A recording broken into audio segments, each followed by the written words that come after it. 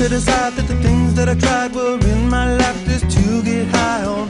When I sit alone, come get a little known, but I need more than myself this time. Step from the road to the sea to the sky, and I do believe that we rely on. When I lay it on, come get to play it on, all my life to sacrifice.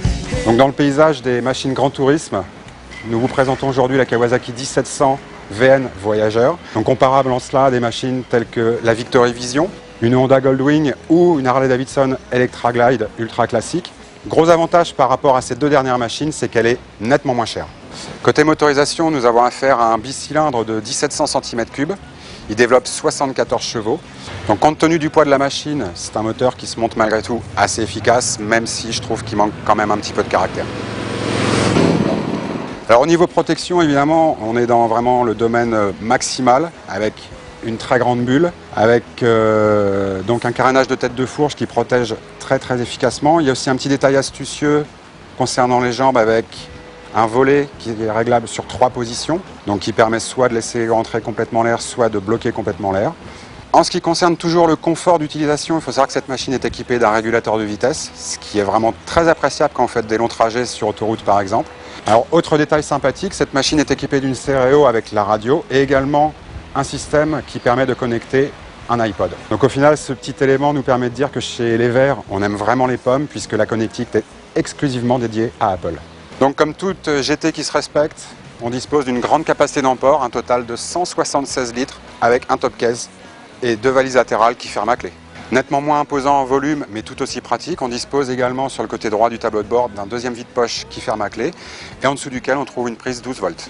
Alors ce qu'on apprécierait par contre ce genre de machine, c'est une transmission automatique, ne serait-ce que parce que la boîte de vitesse est très bruyante sur les 3 premiers rapports. En revanche, il y a un petit détail qui est fort sympathique, c'est que le sélecteur est à double branche. Donc on peut monter les vitesses avec le talon et ça, vos chaussures vont vous remercier. Donc ce qu'on apprécierait d'autre part, c'est aussi une marche arrière puisque la machine fait quand même son petit poids, on est à plus de 400 kg en ordre de marche.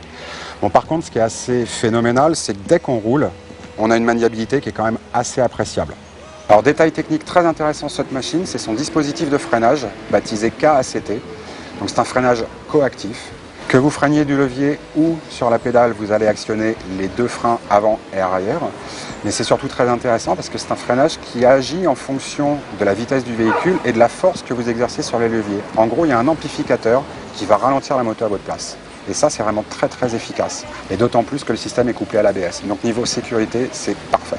Donc esthétiquement, il est clair que les puristes de la marque de Milwaukee vont crier au scandale puisque cette VN 1700 Voyageur, c'est un vrai copier-coller d'une Harley Davidson Electra Glide. Mais qui dit copier-coller dit aussi gage de qualité. Et là, pour le coup, avec cette Kawasaki, on n'est pas déçu. La finition est vraiment très bonne. Il y a une vraie impression de sérieux sur cette machine. L'avantage, c'est que Kawasaki a eu la très bonne idée de ne pas copier le prix. The more I see, the less I know, the more I like to live.